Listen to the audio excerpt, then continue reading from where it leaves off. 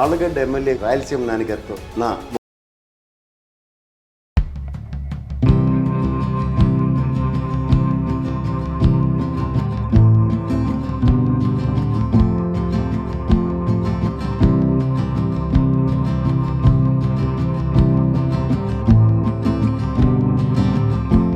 మండలాలు ఒక municipality. Okay, ఒక్కొక్క మండలానికి మీరు చేసిన మీ contribution in this 5 years tenure మీ పేరు చెప్పి మీరే చెప్తే బాగుంటుంది. ఈ 5 ఏళ్లలో ప్రతి మండలంలో కూడా నా దృష్టికి వచ్చిన ప్రతి సమస్య మీద కూడా దృష్టి సాధించి దాన్ని మేము పూర్తి చేయడం జరిగింది. ఈరోజు మీకు సపోజ్ మీరు చాగల్మరి మండలం తీసుకోండి. ఓకే, చాగల్మరి హెడ్ క్వార్టర్లోనే దాదాపు 6 నుంచి 7 కోట్ల రూపాయలతో ఈరోజు వర్కులు సీసీ రోడ్లు కానీ డ్రైన్లు కానీ చేయడం జరిగింది. ఈరోజు చాగల్మరి మండలం టు మహదేవపురం ఒక రోడ్డు వెళ్తా ఉంది. ఆ రోడ్డును కూడా గతంలో ఎప్పుడు కూడా అది మా గ్రాండ్ ఫాదర్ టైంలో మీరు ఇందాక చెప్పినట్టు ఫుడ్ ఫర్ వర్క్ కింద దాన్ని స్టార్ట్ చేసి ఆ రోజు మట్టి పని చేయించి ఆ రోడ్డును తయారు చేయించడం జరిగింది. తర్వాత కాలంలో మళ్ళా మా పెద్దనాన్నగారు ఎమ్మెల్యేగా ఉన్నప్పుడు దాన్ని బీటీ చేయించి దాన్ని అంతా ఇది చేయడం జరిగింది. ఇప్పుడు మళ్ళా పూర్తిగా డ్యామేజ్ అయిన ఆ రోడ్డును పట్టించుకున్న పరిస్థితి లేదు. ఇప్పుడు తిరిగి నేను వచ్చిన తర్వాత ఆ రోడ్డును డెవలింగ్ చేయించి పూర్తిగా చాగల్మరి నుంచి మహాదేవపురం వరకు రోడ్డు కంప్లీట్ చేయించడం జరిగింది. హైవే నుంచి నేలంపాడు అనే ఒక విలేజ్కి పూర్తిగా రోడ్డు లేని పరిస్థితి, రోడ్డు పూర్తిగా డ్యామేజ్ అయిపోయిన పరిస్థితి. ఆ గ్రామంలో గడప గడపకి వెళ్ళినప్పుడు వాళ్ళు నన్ను అడగడం, ఏం సార్ రోడ్లు వేస్తారా వేయరని. ఏసే మళ్ళీ వస్తానమ్మా అని చెప్పాను. ఏసే మీ గ్రామానికి వస్తా రోడ్ ఓపెనింగ్ అని. అదేవిధంగా రోడ్డు వేసి ఆ గ్రామానికి రోడ్లు దాని మీద మీ ప్రభుత్వం విపరీతమైన అపవాదులు మోస్తుంది కదా, రోడ్లు సరిగ్గా లేవు, రోడ్లు వేయని ప్రభుత్వం కింద ఉన్న దగ్గర. అందుకనే నేను చెప్తాను, ఇంత స్ట్రెస్ చేసి చెప్తున్నా. ఈరోజు చాగల్మరి తాండాకి బ్రిడ్జ్ లేకుండా ఉండింది. వాళ్ళకి మనకి గవర్నమెంట్ వచ్చిన కొత్తల్లో మీకు తెలుసు 2019 సెప్టెంబర్లో ఒక అనుకోని ఫ్లడ్ వచ్చింది పెద్ద. ఆ రోజు సీఎం గారు సమీక్షకి ఇక్కడికి వచ్చారు, నంద్యాలకు వచ్చి సమీక్ష చేశారు ఏం జరిగిందని.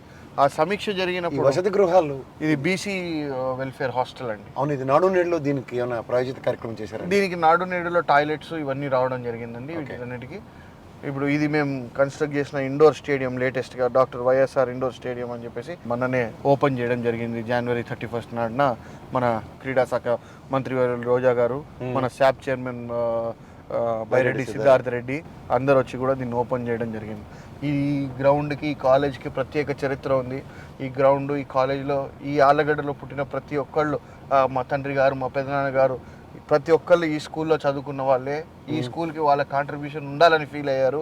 వాళ్ళ తరపున వాళ్ళు అంటే సొంత స్కూల్కి చేయడం వేరే, వాళ్ళు చదువుకున్న స్కూల్ కోసం నేను కూడా నా వంతు సాయం చేయడం జరిగింది. ఇక్కడ ఈ ఇండోర్ స్టేడియం, ఇండోర్ స్టేడియం పేరుకు ఇది పెట్టారు అంటే ఎలక్షన్ కోడ్ ఉంది కాబట్టి వైఎస్ఆర్ ఇండోర్ స్టేడియంకి అక్కడ అది బోర్డుకి, అది చరిత్రలో ప్రతి ప్రజ గుండెలో నిలబడిన నాయకుడికి ముసుగుతో ఆపలేరని చెప్పి ఈ గ్రౌండ్ కూడా ఒక ప్రత్యేకమైన ఇది ఉంది. ఈ స్టేడియం ఉన్న దగ్గరే ఒక స్టేజ్ ఉండింది మా చిన్నప్పుడు. ఆ స్టేజ్ లో మీరు ఇదే స్కూల్లో చదివారా? లేదు, నేను హైదరాబాద్ లో చదివింది మొత్తము. ఈ స్టేజ్ మీద రాజీవ్ గాంధీ, ఇందిరాగాంధీ, ఎన్టీఆర్, దాని తర్వాత విజయభాస్కర్ రెడ్డి గారు, రాజశేఖర్ రెడ్డి గారు అందరు కూడా ఈ స్టేజ్ మీద పబ్లిక్ మీటింగ్స్ అడ్రస్ చేశారు ఆలగడ్డకు వచ్చి. అది స్కూల్ సార్? అది స్కూల్. అది ఇది కనిపించేది ఇంటర్మీడియట్ కాలేజ్ వెనుక, ఆ ముందరిది స్కూల్. మీకు ఇంకొక చరిత్ర కూడా ఉంది, ఇందాక డిస్కషన్లో చెప్పినట్టు. పులివెందులకి మీ నియోజకవర్గానికి డిగ్రీ కాలేజీని తెచ్చుకోగలిగారు కదా? Yes, degree college with 100% post sanction చేసింది after Pulivendula. It's Allagadda. Okay, same at 1 డేలో 2 కూడా క్యాబినెట్లో అప్రూవ్ అయినాయి. అలాగే పులివెందుల, ఆలగడ్డ.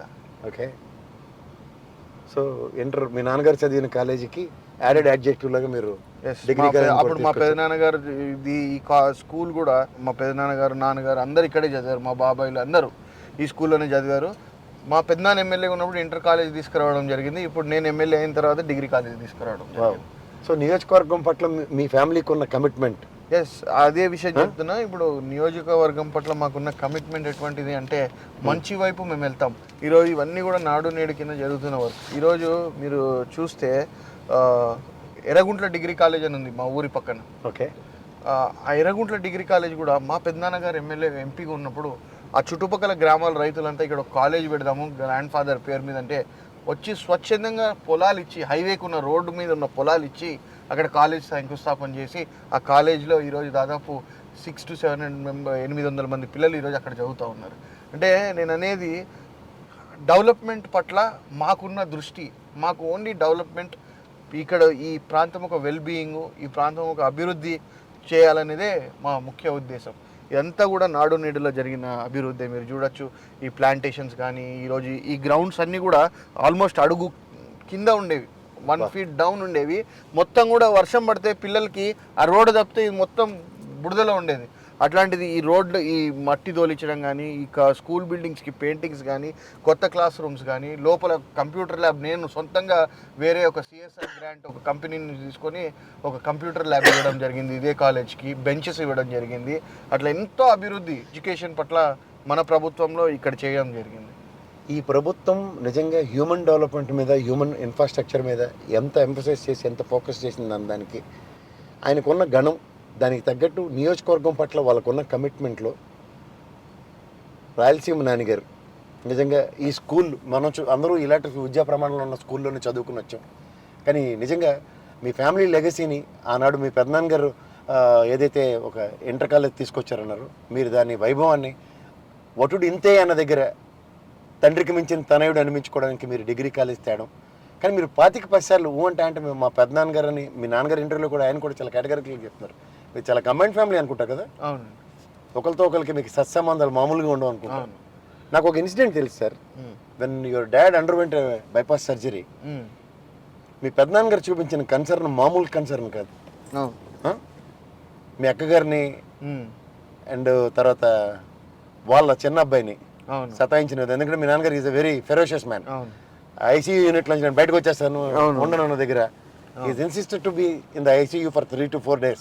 అవును, అక్కడికి ఆయన హాస్పిటల్ ఎండి గారికి కూడా ఫోన్ చేసి చెప్పాను, అదంతా నాకు తెలుసు. అవును, అపోలోలో జరిగింది. అపోలోలో జరిగినప్పుడు ఈయన మెలకు వచ్చిన ఒక 6-7 అవర్స్లోనే నేను రూమ్కి షిఫ్ట్ అవ్వాలని చెప్పేసి ఈయన ఇది డాక్టర్స్ ఏమో మినిమం 48 hours ఐసీయూలో అబ్జర్వేషన్లో ఉండాలా అని చెప్పేసి, ఫాదరు ఏమో ఫుల్ సీరియస్ అయిపోతూ ఉన్నారు లోపల. డాక్టర్స్ మీద సీరియస్ అయి నన్ను తీసుకెళ్తారా నేనే వెళ్ళాలా అనే స్టేజ్లో ఆయన.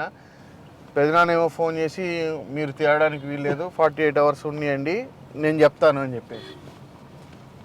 ఓవరాల్గా మీ బంధం చాలా గట్టిది అనుకుంటా కదా కుటుంబ పరంగా. అవును, కుటుంబ పరంగా అందరం కూడా ఒక దీంట్లో ఉంటాం. మేము అందరం కూడా ఏంటంటే ఎక్కడున్నా ఏం చేసినా ఆ టైం వచ్చినప్పుడు మాత్రం ఎవరికి ఇబ్బంది వచ్చిందన్నా కానీ మా ఫ్యామిలీ అంతా ఒకటై పని చేస్తుంది. అది మాత్రం నేను ఇంకోటి గమనించిన, the success for your father is your mother. అవును, but success for your father and you your sister. అవును, అవునండి. అంటే మా సిస్టర్ కూడా she has got her family, ఆమె పిల్లలు, ఆమె లైఫ్ అంతా ఉంది. ఆ ఎలక్షన్ వచ్చినప్పుడు ఇప్పుడు మా అత్త వాళ్ళు కూడా ఉన్నారు ఇక్కడే, మా చిన్నత్త అందరు కూడా కలవడం జరిగింది. అవును, ఇప్పుడు అంతా కూడా ఉన్నారు. వాళ్ళందరూ కూడా ఇప్పుడు ఎలక్షన్ వచ్చింది కాబట్టి వాళ్ళ వంతు బాధ్యత, వాళ్ళు ఏం చేయగలుగుతారో క్యాన్వాస్ తిరగగలిగే ఓపిక ఉన్నప్పుడు మా అత్త వాళ్ళు కూడా తిరిగేవాళ్ళు. ఇప్పుడు వయసు వచ్చింది కాబట్టి తిరగలేకపోతే ఇంట్లో మాకు సపోర్ట్ చేయడం కానీ, వివిధ విషయాల్లో వాళ్ళు మాట్లాడడం కానీ అన్నీ కూడా జరుగుతూ ఉంటాయి. ఫ్యామిలీ వరకు మాత్రం we are blessed. You are blessed, that's your strength also. Yes, ఇది ముఖ్యంగా ఇది పెన్షనర్స్కి మేము ఇచ్చిన బిల్డింగ్. ఓకే, పెన్షనర్స్కి మేము ఇచ్చిన బిల్డింగ్. ఓకే, ఆ రోజు నేను పెన్షనర్స్కి ఇస్తుంటే అందరు కూడా పెన్షనర్స్కి ఇంత మెయిన్ రోడ్లో దాదాపు 40 లక్షలు 25 లక్షలు సెంటు పోయేది, నువ్వు పెన్షనర్స్కి ఇస్తావా, ఇది వద్దు వేరేది ఇద్దాం ఎక్కడో లోపలంటే, నువ్వు పెన్షనర్స్ అంటే వయసులో పెద్దోళ్ళు, వాళ్ళకి ఆటో దిగిన బస్సు దిగిన అందుబాటులో ఉండాలి వాళ్ళకి ఏదన్నా కానీ అని పెన్షనర్స్కి నేను అధికారంలోకి వచ్చిన తర్వాత వాళ్ళకి చిన్న సైట్, అదేం పెద్ద సైట్ కాదు, 2.5 సెంట్లు ఇవ్వడం జరిగింది. వాళ్ళు కూడా సంవత్సరం లోపల బిల్డింగ్ కంప్లీట్ చేయడం జరిగింది. అది నాకు తెలిసి ఈ నియోజకవర్గంలో మీరు అందరికీ నెత్తి మీద ఒక హెడ్ మాస్టర్ గారిలో కూర్చొని ఉంటే వాళ్ళు ఎవరి కోసం పనిచేయరు. కానీ దానికి కూడా మీ తాతగారు పేరు పెట్టారు. అది వాళ్ళ అభిమానంతో పెట్టారు, నేను చెప్పలేదు. వాళ్ళు ఎన్నో ఏళ్లగా మేము అడుగుతున్నాము, అందరూ కూడా మాతో పని చేయించుకున్నారు. కానీ తర్వాత మేము వెళ్ళి అడిగితే చేద్దాంలే అనే కిందే పోయింది. మీరు గెలిచిన వెంటనే పిలిపించి ఇచ్చారు కాబట్టి మేము మా గ్రాటిట్యూడ్తో పెడుతున్నాం అని చెప్పేసి పెట్టడం జరిగింది. గ్రాటిట్యూడ్ అనకండి సార్ దాన్ని, ఎందుకంటే ద కమిట్మెంట్ టువర్డ్స్ యువర్ నియోజకవర్గం, మీ నాన్నగారికి, మీ పెద్దనాన్నగారికి అండ్ మీ ఫ్యామిలీకి ఉన్న దీంట్లో ఈ వాటర్ ట్యాంకులు కూడా, ఈ వాటర్ ట్యాంకులు ఎప్పుడో ఓల్డ్వి, ఇప్పుడు డిస్మాంటిల్ చేస్తున్నారు. దీనికి పర్మిషన్ వచ్చింది మనకి అమృత్ స్కీమ్ కింద. ఆల్మోస్ట్ 111 crores చుట్టూ కూడా ఈ ఆలగడ టౌన్ చుట్టూ కూడా దాదాపు 16 ట్యాంకులు కట్టడం జరిగింది. ట్యాంకులు కంప్లీట్ అయ్యే స్టేజ్కి వచ్చాయి. పైప్ లైన్ కూడా IHP ఇండియన్ హ్యూమ్ పైప్స్ వాళ్ళు స్టార్ట్ చేశారు. సగం వర్క్ అయ్యింది. వాళ్ళు మళ్ళీ కొద్దిగా స్లో డౌన్ అయ్యారు, ఎందుకంటే ఆ పైప్స్ నుంచి కనెక్షన్స్ కోసము. ఆ కనెక్షన్స్ అవ్వగానే ప్రతి ఇంటికి కూడా కుళాయి వచ్చేసి వాటర్ ప్రాబ్లం అనేది లేకుండా పోతుంది ఆలగడ్డ టౌన్లో. నేను అంటే ఈవెన్ ప్రొద్దుటూరు, జమలమడుగు ఇవన్నీ కూడా నేను తిరగడం జరిగింది. ఈ ప్రస్థానంలో ముఖ్యంగా ఈ రాష్ట్రం ఉన్న 13 జిల్లాలతో ఇచ్చిన మన రాష్ట్రాన్ని వాళ్ళు 26 జిల్లాలు చేసిన Jaganmohan Reddy garu is focusing more on drinking water. Basic కమ్యూనిటీస్ని ఫుల్ఫిల్ చేయడంలో చాలా పెద్దపీట వేస్తారు. ఇప్పుడు జగన్మోహన్ రెడ్డి గారి గురించి మనం చూస్తే ఒక సింపుల్ ఇది ఏంటంటే, జగన్మోహన్ రెడ్డి గారు కింది నుంచి స్టార్ట్ చేస్తున్నారు. అవును, గ్రామాలు డెవలప్ అవ్వాలా, గ్రామాలు గట్టిగా అవ్వాలా, దాని తర్వాత డిస్ట్రిక్ట్స్ స్ట్రాంగ్ అవ్వాలా, డిస్ట్రిక్ట్స్ తర్వాత క్యాపిటల్స్ అని, అంటే బేస్ నుంచి ఆయన స్ట్రెంథన్ చేసుకుంటూ వస్తూ ఉన్నారు. గతంలో ఉన్న పరిస్థితి అట్లా కాదు. గ్రామాలు ఎట్లున్నాయి, గ్రామాల్లో ఎవడెట్లున్నాడో అనవసరం, మనకి క్యాపిటల్ మాత్రం నీట్గా ఉండి గ్రామాల్లో అడుక్కు తింటున్నా, ఇంకా పవర్టీ అట్లే ఉన్నా, పిల్లలకి చినిగిపోయిన నిక్కర్లు పగిలిపోయిన పలకలు పట్టుకొని స్కూల్కి వెళ్తున్నా పట్టించుకునే పరిస్థితి లేదు. ఆ క్యాపిటల్ ఒకటి మాత్రం బ్రహ్మాండంగా ఉండి ఏసీలు ఉండి ఉంటే చాలనుకునే పరిస్థితి ఉండేది. అటువంటి ఆలోచన నుంచి లేదు, గ్రామాల్లో కూడా ప్రతి ఒక్కటి కూడా అభివృద్ధి చెందాలా అని చెప్పి ఈరోజు జగన్మోహన్ రెడ్డి గారు చేసే ప్రయత్నం చాలా గొప్పది. Thank you sir.